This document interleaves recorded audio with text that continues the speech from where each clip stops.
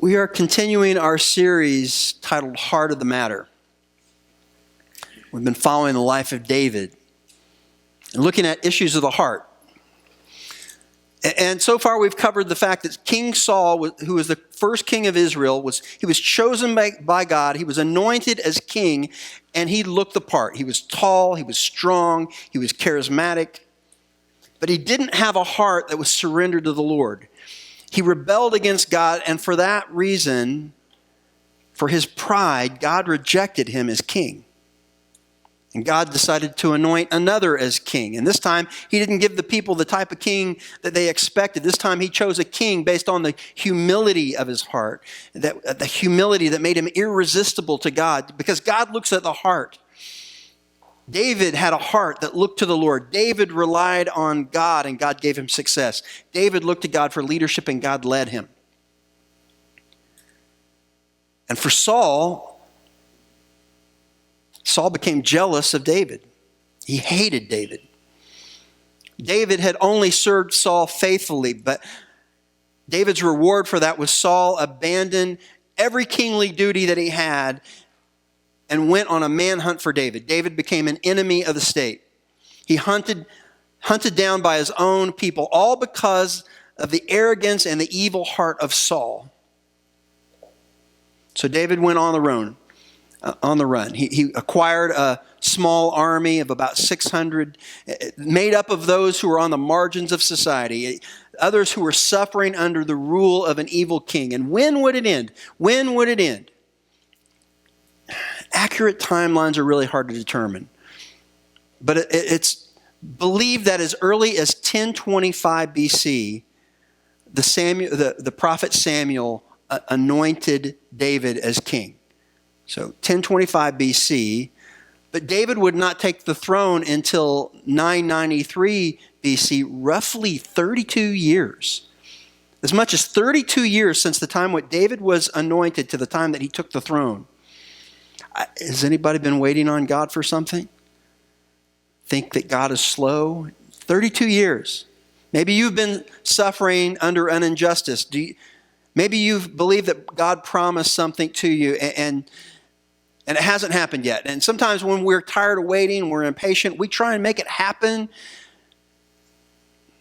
We try and manufacture the results, but the crazy thing is, David could have ended the suffering as much as 12 years earlier, because he had the chance to sneak up on Saul and kill him. He had Saul right where he wanted him. In 1 Samuel 24, verse 6, David said, "The Lord forbid that I do such a thing to my master, the Lord's anointed, or lay my hand on him, for he is the anointed of the Lord." You might be wondering, why didn't David just end it? After years of being hunted like a dog, why would he still show that level of respect to Saul's position? I mean, David was by no means a pacifist. He was a warrior. And here was his greatest enemy. And he wouldn't do it. Because he was the Lord's anointed? I mean, listen, we know that God had rejected Saul and then anointed David, but David refused. And you might be confused by this, and I'll be honest, I'm confused by it too. Here's the thing. David didn't just have one chance to kill Saul. He had two. 1 Samuel 26 says, "The Ziphites went to Saul at Gibeah and said, 'Is not David hiding in the hill of Hachilah, which faces Jeshimon?' So Saul went down to the desert of Ziph with 3,000 select Israelite troops to search there for David. Saul made his camp beside the road on the hill of Hachilah facing Jeshimon.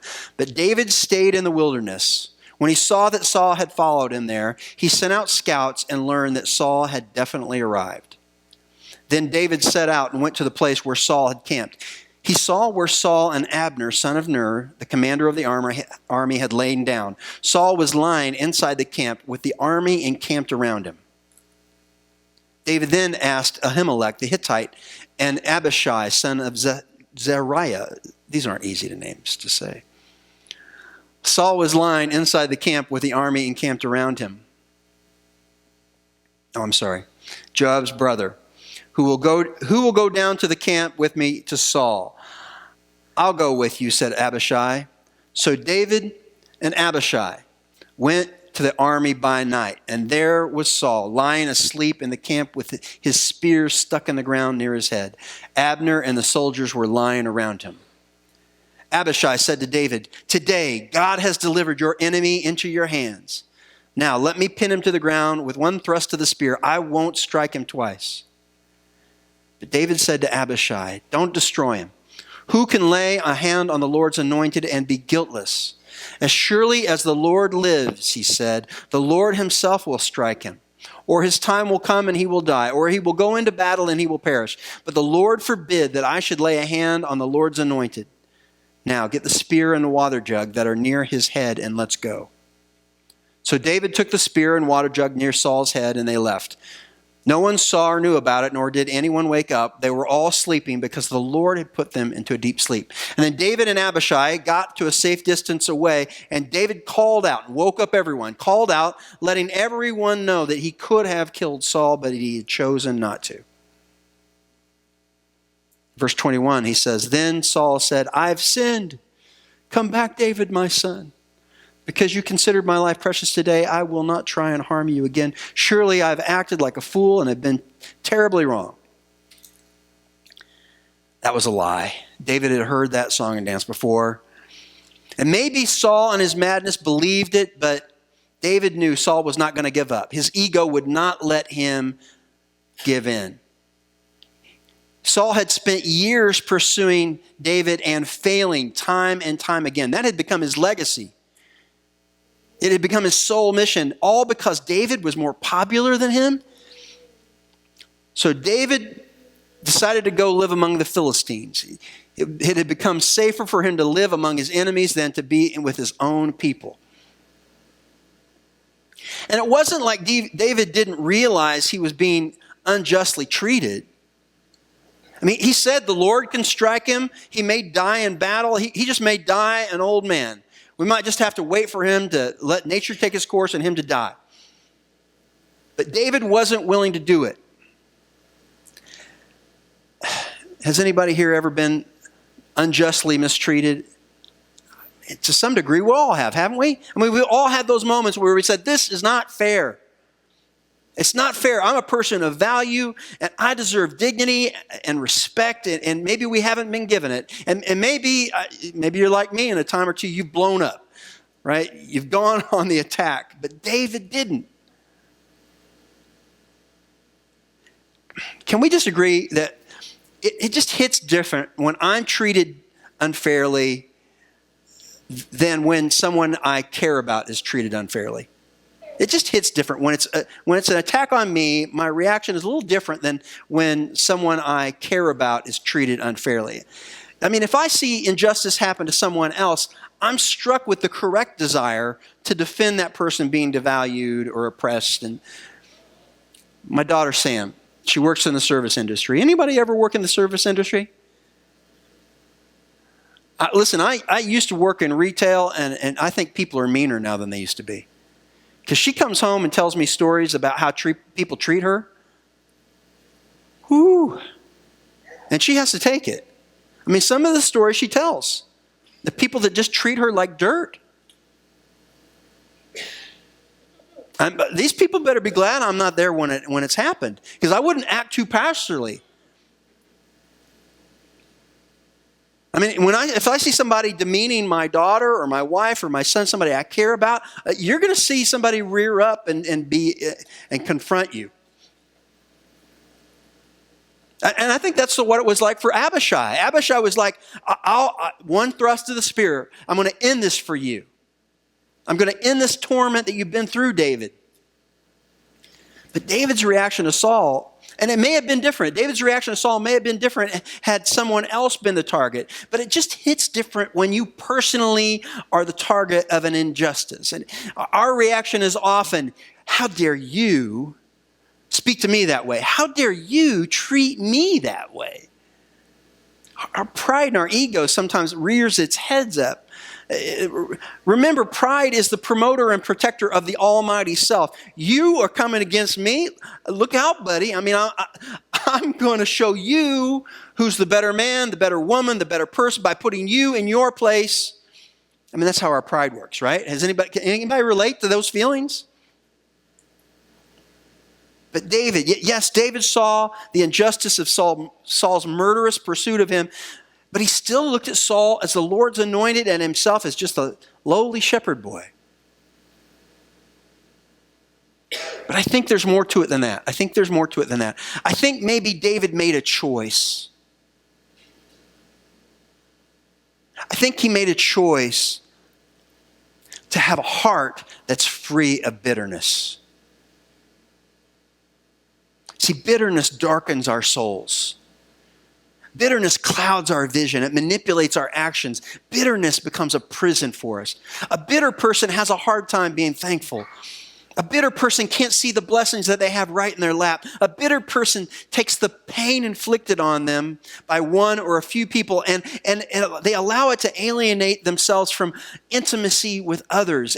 Bitterness has a way of bleeding into all the relationships that we have and allowing and limiting how we can love and be loved. And to say, don't be bitter, I mean, it's really easy to say that, right? Don't be bitter. As if that's a light switch that we can turn on and off. It's just not. Because there's a couple of reasons why maybe we become bitter. First, an attack on our ego, right? We become bitter because I don't like the way you talk to me. And that's really just an issue of our own pride, and we need to get over it. But other times, our bitterness stems out of pain. Pain. True pain. And when we recall that pain that's in, even if we say, I forgive that person, I want to forgive that person, those memories pop back up in our mind and it stirs up those negative emotions and the pain, and then it turns to bitterness. If we let it, it turns to bitterness and it festers inside of our hearts and it breeds unforgiveness, which is just a prison. David was hurt by Saul, but I don't think he allowed it to make him bitter. Because as you read through the Psalms of David, these are worship songs that he wrote, there's such this weird mix of raw emotions, of negative emotions and praise. You see the struggle that David had through the Psalms. Like Psalm 13. He said, how long, Lord, will you forget me forever? How long will you hide your face from me? How long must I wrestle with my thoughts and day after day have sorrow in my heart? How long will my enemy triumph over me? Look on me and answer, Lord my God, give light to my eyes or I will sleep in death. And my enemy will say, I have overcome him. And my foes will rejoice when I fall. But I trust in your unfailing love. My heart rejoices in your salvation. I will sing the Lord's praise, for he's been good to me. Do you see that mix of pain and praise? David always admits the darkness that he's wrestling with, but he always turns from the darkness and he always rejoices and he always sings praise. David didn't let the darkness around him make him bitter, which meant that bitterness didn't darken his heart. And that night when he could have taken his revenge against Saul, he did something that, so unlike our human nature, the nature of our pride. David met the evil directed at him with grace. Grace. Anyone would expect David to have ended it, to have pinned Saul to the ground that night. Any human would understand, but David decided to reflect a kingdom unlike any human kingdom. David met Saul's evil with grace. And in doing so, he said, I'm not like you. When we face an evil or an injustice directed at us, we have a choice to make. We can become bitter, or we can wrestle with our pain in the presence of our Lord. We can allow God to fight our battles. Now, if we choose to be bitter, we can attack our enemies and face with the same force that they come at us with. Or we can meet them with a far superior, a far more powerful force, grace. And listen, grace is not ignoring the evil done to us. Grace is not like, that's no big deal. That's not what grace is. Grace says that is a big deal. I mean, grace can take the form of a protest.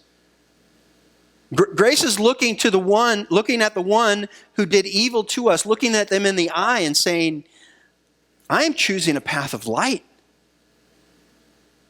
That night, David could have met Saul's evil with his own. He could have taken all the anguish and turned it into bitterness and hate, and he could have reveled in Saul's demise. But instead, he faced Saul with a graceful protest. He showed him light contrasted to Saul's darkness. He stood at a distance and he said this, "Here is the king's spear." Here it is. Here's the king's spear. What did I do with it? I didn't do with it what I could have done with it. Let one of your young men come over and get it. The Lord rewards everyone for their righteousness and faithfulness. The Lord delivered you into my hands today, but I would not lay a hand on the Lord's anointed. As surely as I valued your life today, so may the Lord value my life and deliver me from all trouble.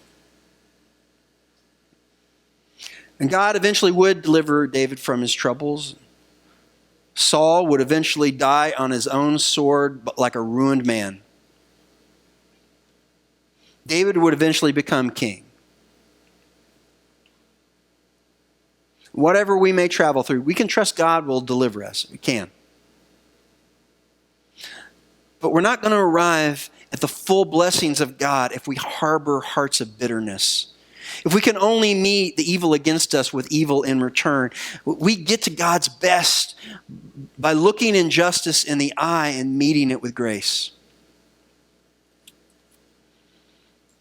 It's March 7th, 1965.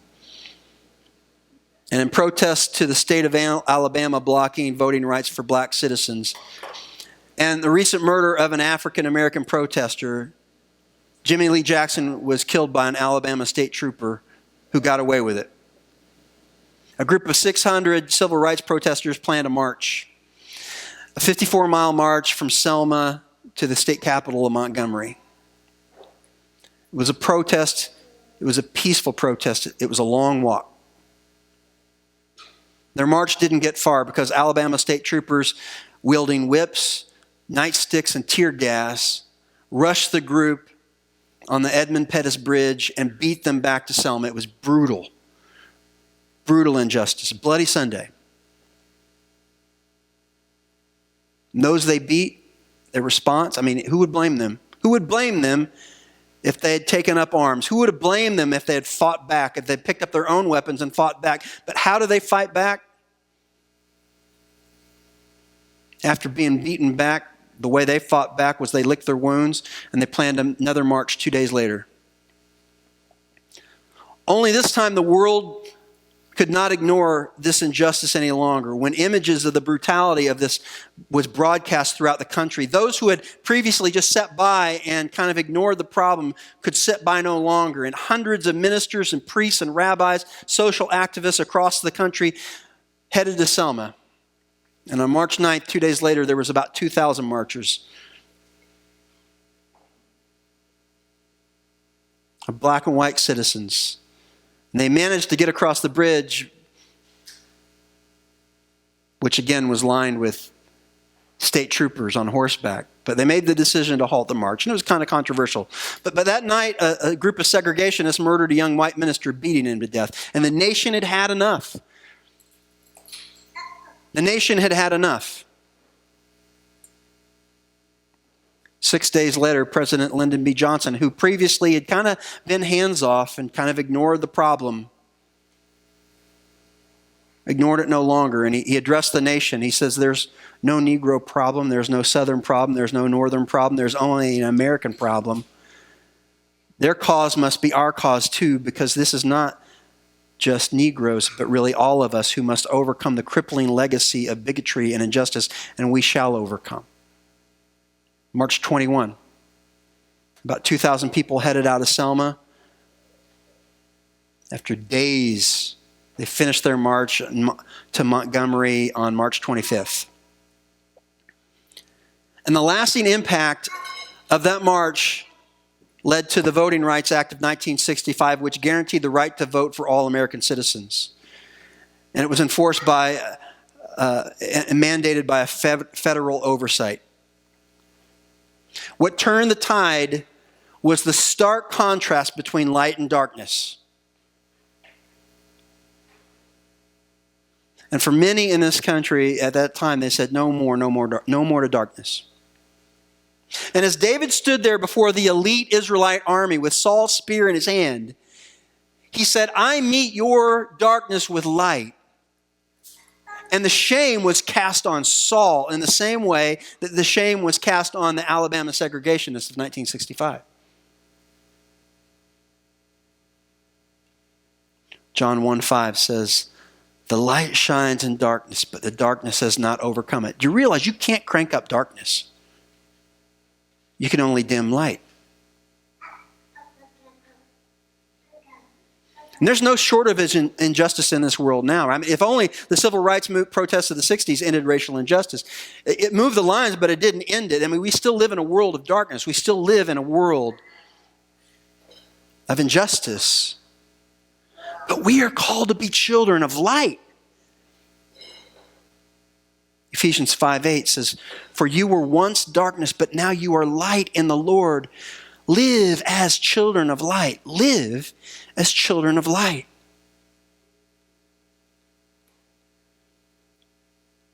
It's time to crank up the light. As children of light, we can take our pain, any injustice against us, any bruise to our ego, and we can, like David, we can wrestle with it in the presence of the Lord. And we can reject bitterness, which only will darken our hearts. Let's be children of light. In this polarized political world that we live in, where two sides hate each other so bad,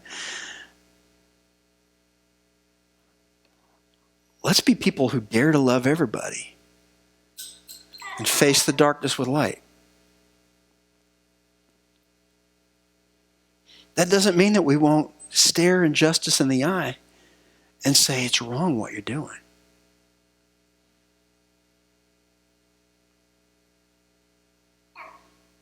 Let's pray.